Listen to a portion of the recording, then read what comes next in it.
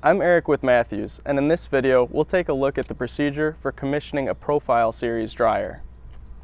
Commissioning a dryer is the procedure that you'll follow to make sure that all of the electrical and mechanical components on the dryer are working properly. We recommend that you do this procedure on all new dryer installations, and it's also advisable to follow a similar procedure as a pre-season checklist each season.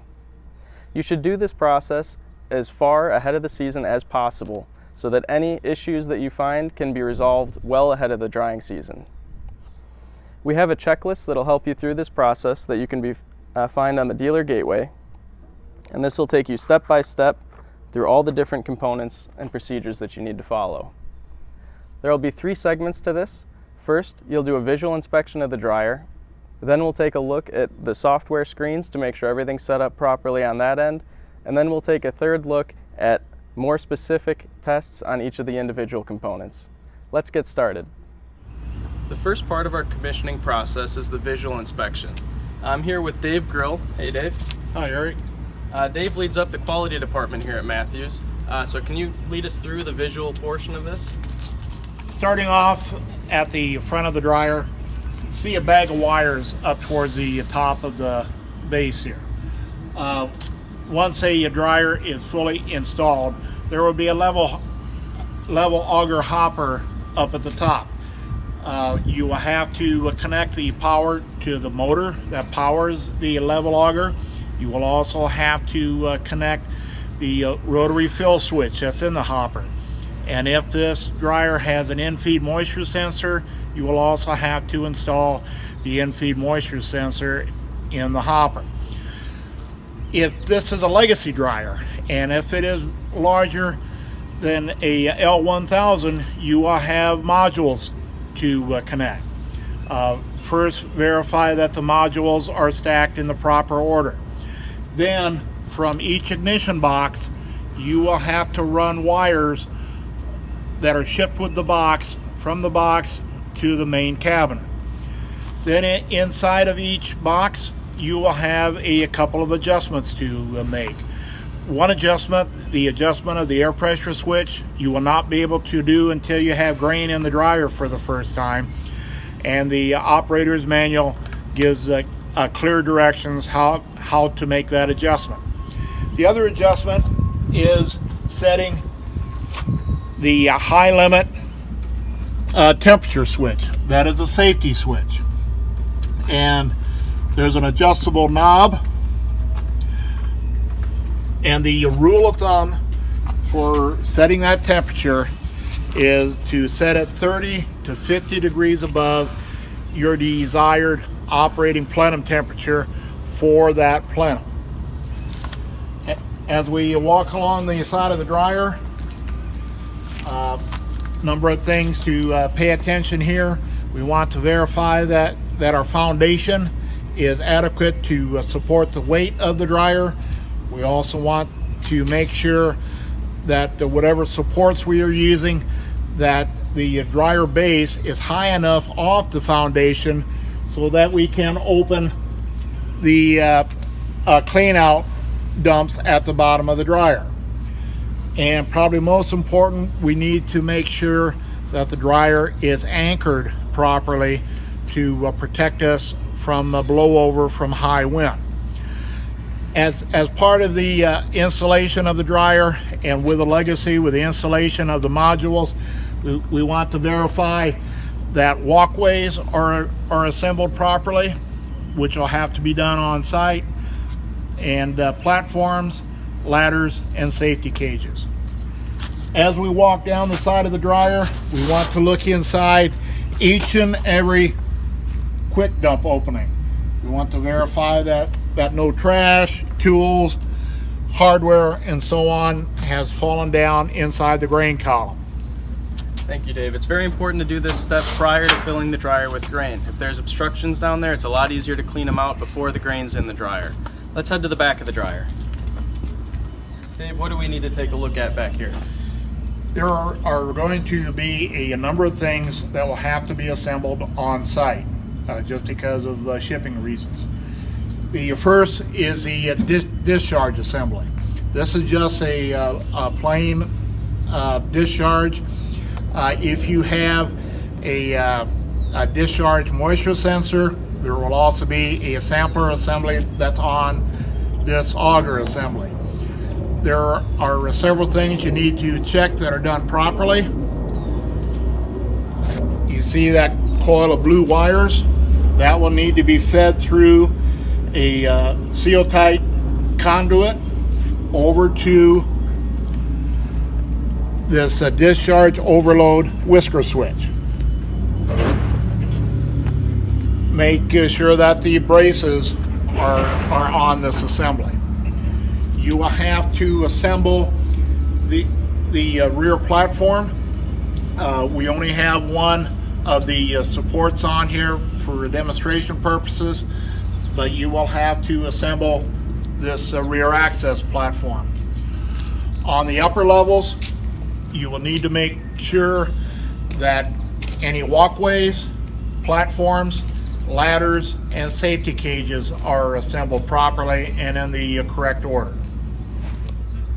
We've come around to the high voltage cabinet at the front of the dryer. This part will include measuring and checking our high voltage wires, so you'll want to make sure to have your proper equipment on. Now Dave, can you show us what we need to take a look at here?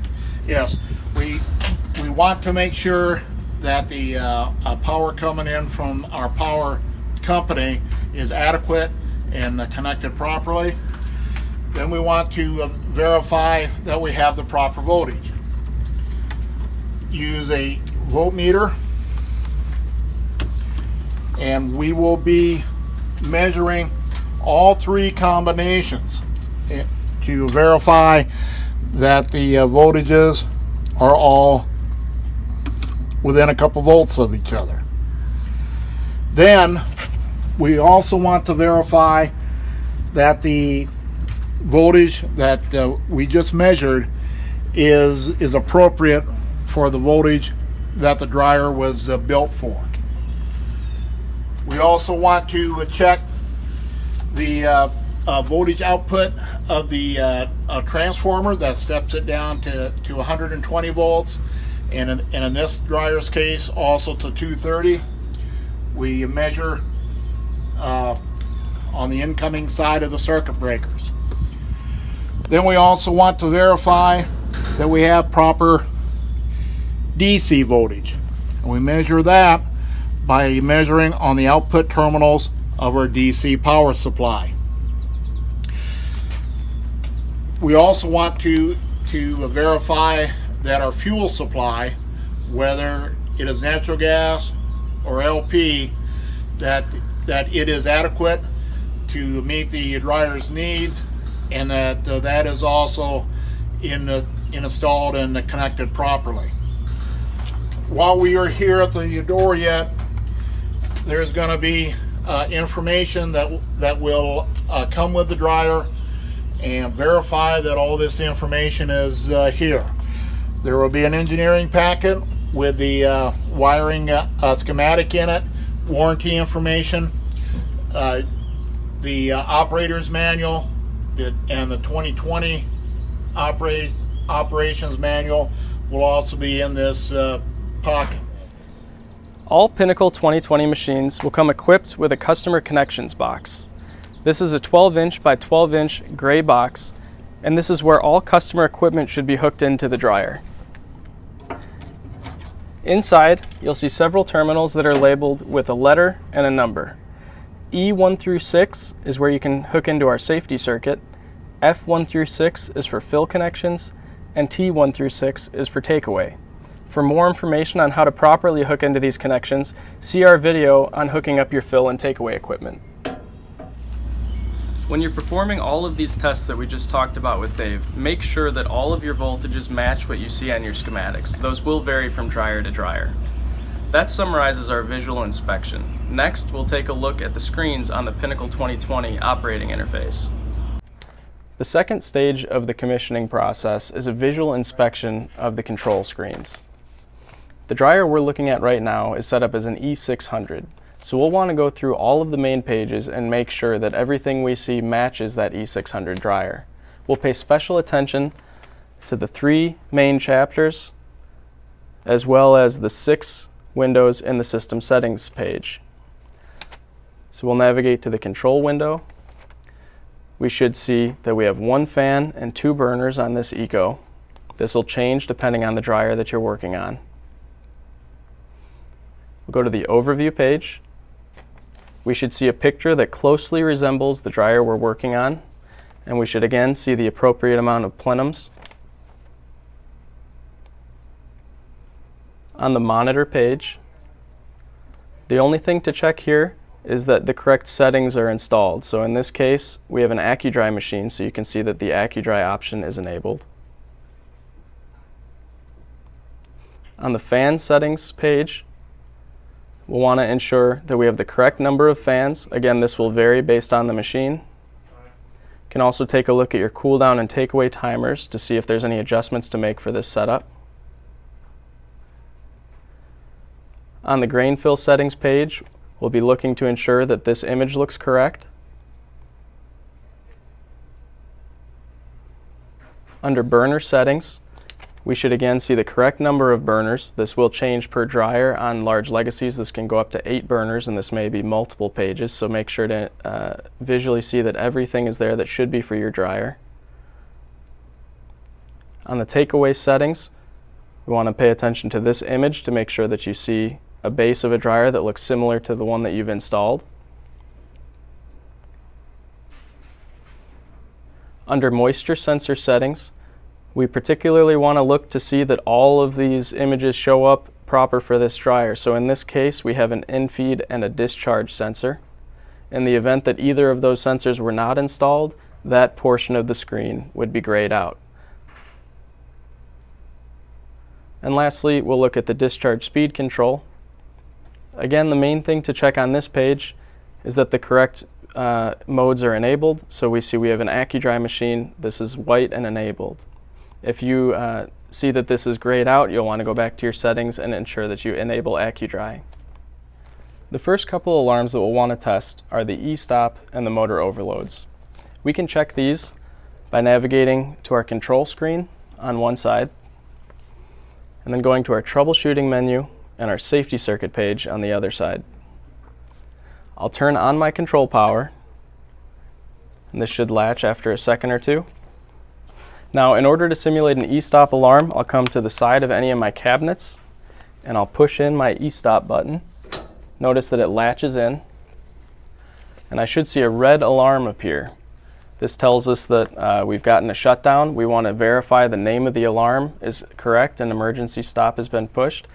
I'll close this alarm. We can acknowledge the alarm, and I'll have to come down and twist the e-stop to relieve it. You'll want to test each of the various e-stop alarms on the dryer. You can see that when I push another e-stop, on our safety circuit page, the LED indicator by that turns gray. That tells us that this is the reason the safety circuit is not satisfied. If I open that, I can now start control power again. So I'll go ahead and turn control power back on. The next piece we want to check is a motor overload. In order to do this, with our control power on, I'll go to the high voltage cabinet.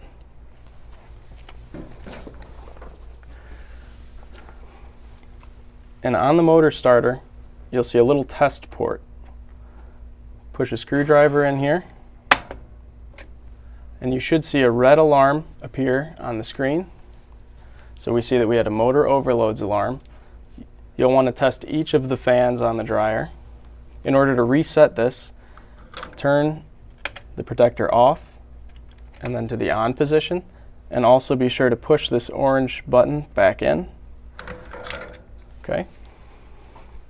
I'm going to simulate this one more time to show on the safety circuit page when my control power is on and I trip the motor overload.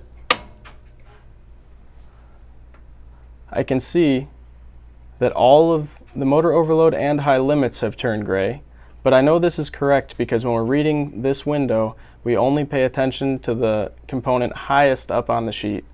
When I satisfy the motor overload, we can see that everything turns green again, and it allows me to turn control power back on.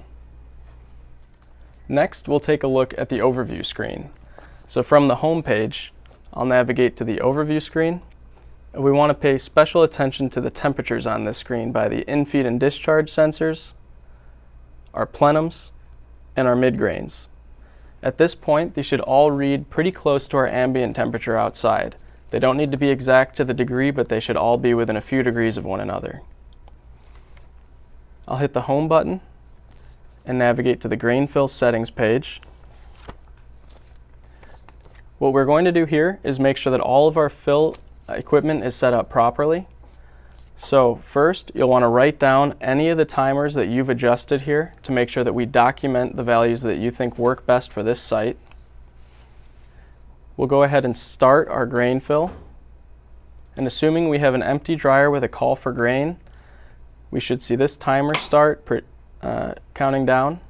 During this period, only equipment tied to the fill 2 equipment is running. After the timer elapses, the remainder of your grain fill equipment starts running. You can also see the image up here. If everything appears to be running, we'll want to go and document the amperages on the level auger and also check rotation on any of the fill equipment. Next, we'll hit the stop button. We should see this timer begin counting down. All equipment should still be running. And as soon as this timer elapses, we should see any equipment attached to the fill 1 command stop running, fill 2, and the level auger will continue, and then everything will stop. Next, we'll go to the takeaway equipment settings and run a very similar test. We'll jot down the values we have for our timers here. You can go ahead and start your takeaway. Equipment tied to takeaway 2 will start immediately upon pushing the takeaway button, and the remainder of the equipment, including our auger, will start after this timer has elapsed. At this point, you'll want to go and take a reading of the auger on the bottom of the dryer, as well as checking rotation like we did earlier. We can now start our metering rolls by pushing the start button. We'll want to take a look at the VFD for the metering rolls and document the running amperage. So if we go to the high voltage cabinet and take a look at the front faceplate of the VFD, right in the middle of the screen we can see an amperage. Now in this case it reads 0.0 amps because there's no motor attached. You should have a value there and should document it on our checklist. We can now stop the metering and then stop the takeaway. When I push the stop button, I should see any equipment tied to takeaway 1 stop immediately, and after our countdown is elapsed, the remainder of the equipment should stop. We have one more thing we want to check on this screen, and that's the jog buttons. So if your control power is on, but your takeaway is not on, we can use the jog buttons to run the takeaway equipment individually. So when I hold takeaway 1, I should see any equipment tied to this signal, takeaway 1, running, and when I let go, it should stop. And we can do a similar test on takeaway 2 equipment. For the next part of this process, we'll want to make sure that the fans, the cool down, and the burners are all working properly. So we'll go to our home screen and navigate to the fan settings page. From here, we can start our fan. With each fan running individually, you'll want to monitor the rotation of the fan and document the amperage across each line coming in. We can also document the cool down and takeaway timers here. The cool down timer tells you how long the fan will continue running after a cool down alarm is engaged, and the takeaway timer will tell you how long before the takeaway equipment begins staging off in the event of a cool down. So write down the current values you have here, and then open up your control page. For this example, we'll start our takeaway equipment so that we have more running. We'll also change this timer to 25 seconds. When I engage a cool down, we'll have to wait for that to count all the way down, so this will save you a few minutes. Now with our fan and takeaway running, I can start a cool down,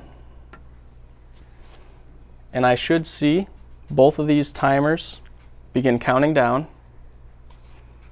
Again, all takeaway equipment is still running until this timer gets to 0.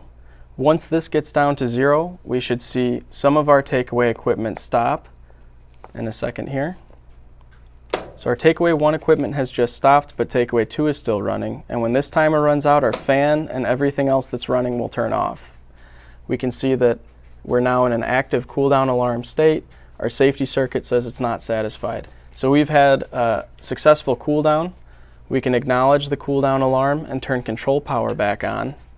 Don't forget to change your cool down timer back to the appropriate setting. Next, we'll want to ensure that all of our burners are working. For this portion, you'll need to have a switch or a jumper so that you can bypass the air pressure switch. You'll need this because the dryer most likely is not full of grain at this point. So turn on your fan. I'll then jumper out my air pressure 1 and 2 switches. We can see by these lights here that we now have air pressure. Now I'll go ahead and start my second burner. During this time, I should walk around the dryer and watch the actuating valve. We should see it attempt to open, and we should also see a successful ignition. So if we can verify that the burner starts without issue, then we know this burner is working properly. To stop the burner, what we'll want to do, instead of using the stop button, close the manual hand valve that feeds this manifold, and the burner should burn out any remaining fuel and put itself into a cool down mode. Assuming this works successfully, you'll want to redo this test for every burner on the dryer. I'll also navigate during this time to the overview screen, and I can see that all the graphics show the current state of the dryer I have right now. Cold air coming out the bottom, hot air coming out with the burner on top. That summarizes what you'll want to look at on the screens. The only other step you'll want to take is to inspect the plumbing. Make sure that you don't have any leaks at the field installed connections.